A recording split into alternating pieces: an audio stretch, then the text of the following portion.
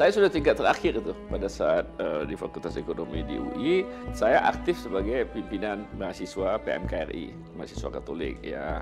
Dulu pertama masuk PMK itu kan tujuannya cuma banyak teman, kena dipelonco. Tapi lama-lama dengan peristiwa aktivis-aktivis pada saat itu mulai belajar politik, juga belajar mengetahui situasi, tentu saja saya itu berhubungan dengan organisasi-organisasi lain, juga terjadi macam-macam konflik juga kita sudah mengetahui, sampai meledaknya peristiwa G30S itu dan sebelumnya tensi yang begitu besarnya terjadi antara kelompok-kelompok daripada komunisnya, kelompok nasionalisnya, kelompok agamanya dan lain-lain, itu kan kita ikut terlibat. Diduduki oleh pasukan G30S seperti proyek Monas, gedung telekomunikasi, RRI, dan ibu kota dalam keadaan gawat. Yang paling utama itu isu ekonomi sebenarnya. PKI itu sebenarnya masalah kedua buat kita. Sebenarnya isu kita lebih banyak ekonomi, karena pada saat itu memang kita susah sekali hidup. Kita ini semua mesti antre. Beli beras antre. Jadi saya tinggal sama abang saya juga di mana kita antre. Beli telur antre ya. Inflasi kita sudah 650%. Jadi itu mulainya juga ketidakpuasan kita juga inginnya ada perbaikan-perbaikan itu. Jadi semua mulai dengan situasi ekonomi menurut saya meledaknya di situasi politik yaitu pada saat pembunuhan daripada jenderal-jenderal kita itu. Nah, di situ meledaknya daripada segala gerakan-gerakan dan nasional ini di mana kita sebagai mahasiswa menjadi ujung tombaknya. Kita yang menjadi akhirnya yang menjadi penggerak-penggerak di demo di jalan-jalan itu sebenarnya.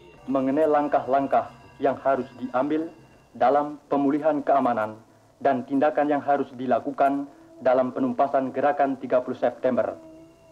Dengan Pak Harto itu kan kita selalu, karena dia waktu itu di Panglima Kostrad, juga melalui tentu dia punya pembantu-pembantu, ada Ali Murtopo, waktu itu ada Sujono Mardani, waktu dia di Kasat, ada waktu itu juga ada Pak Kolonel Rustam Aji, Uri Widodo, jadi segala macam itulah. Kita banyak hubungan, ya, karena apapun kita melaporkan bagaimana kita menginginkan bersama-sama, karena kita juga tentu ada ancaman ya. Karena pada saat itu ada pasukan Cakrawirawa dulu kita takutkan dan segala macam pasukan-pasukan yang bisa digerakkan oleh Bung Karno. Jadi kita mencari tentu kekuatan lain yang bisa mendukung kita. Jadi Pak Harto kita dan situ kita berkomunikasi baik sekali dengan Kostrad. Tentu pada saat itu ada beberapa jenderal di Kostrad itu yang mendukung kita secara diam-diam tentunya. Apakah itu Pak Kemal Idris misalnya, dia di Pak Sarwo Edi di RPK-nya.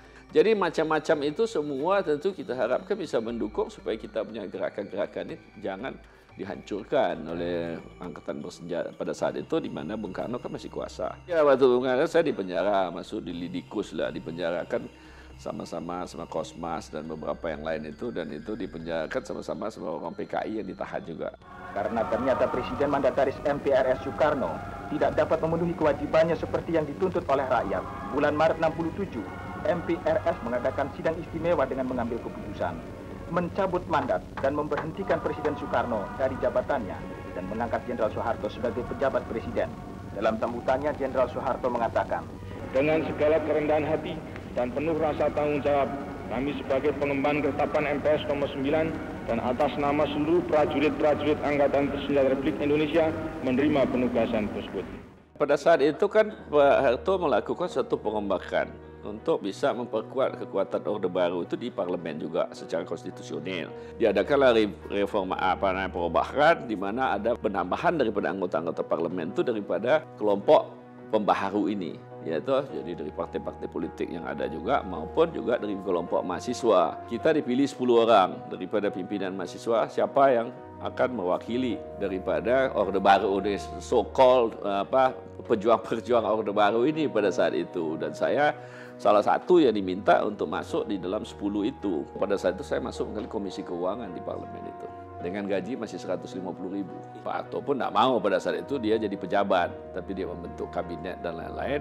Di situ kita mulai dengan repelitanya. Maka pada awal tahun 1969, kita mulai melancarkan repelita pertama. Tujuannya adalah memperbaiki taraf kehidupan rakyat banyak. Ya, dengan Repelita itu tentu kita coba membantu jadi seperti itu pelaksana-pelaksana bagaimana menarik investasi kembali, bagaimana membuat ekonomi kita baik lagi, inflasi yang bisa diturunkan di bawah sudah menjadi di bawah 100%. Segala macam ini kan bertahap kita lakukan dan secara terus-menerus karena you lakukan juga di parlemen, you lakukan juga, you melihat juga hasil-hasil yang ada tentu dengan caranya Pak Harto sendiri apa you mengatakan itu sekarang ini diktator dan lain-lain itu semua sama saja lah. Ada zamannya itu tentu semua situasinya lain. Kalau Bung Karno cara diktatornya lain lagi setelah dia mengproklamasikan kembali kepada Undang-Undang Dasar 1945 atau tahun 59 itu kan Soeharto lain lagi caranya. Ini kita nggak bisa semua itu ada prioritasnya. Kalau Pak Harto itu kan prioritasnya jelas sekali dalam pelitanya pertanian dulu. Sudah itu industri yang mendukung pertanian. Bagaimana melakukan juga di bidang-bidang yang lain, industrialisasi kita kayak apa gitu loh. Dan mencari juga pembantu-pembantunya yang mengerti soal gitu loh. Waktu zaman Pak Harto itu kan kita betul-betul bangga. Kita nggak pernah bicara mengenai import beras toh. Kita nggak pernah bicara, kita swasembada itu pada beras. Kita malah punya kelebihan beras pada saat itu. Kan sekarang kita mesti import semua lagi. Ya toh. Kita juga banyak sekali di bidang ekonomi kita, di bidang pertanian kita yang berhasil Pak Harto lakukan. Kami tidak dapat dan tidak akan menjanjikan apa-apa kepada majelis pemegang kedaulatan rakyat khususnya dan seluruh rakyat Indonesia pada umumnya. Yang formalnya itu adalah Wijoyo CS sebagai Menteri-Menteri Ekonomi. Mereka yang informalnya yang dekat sama Soeharto bagaimana ini bekerja sama dalam membangun ekonomi Indonesia kembali. Sebenarnya itu yang kita lakukan. Langkah ke-6 Pekan Pelita Jaya dilangsungkan peletakan batu pertama pembangunan stasiun bis Grogol. Oh, banyak sekali pembangunan yang kita lakukan. Ini semua dasar sekarang yang kita rasakan itu karena tangannya Pak Harto banyak yang dilakukan. Kita tidak boleh deny juga bahwa apa yang dilakukan oleh mereka-mereka itu banyak juga yang baiknya, tidak semuanya jelek aja. Kalau menurut saya sih pesat sekali. Kita tumbuh rata-rata 25 tahun itu antara 7-8% pertumbuhan kita. Lalu akumulasikan aja, maka itu kita bisa begini seperti sekarang ini kan.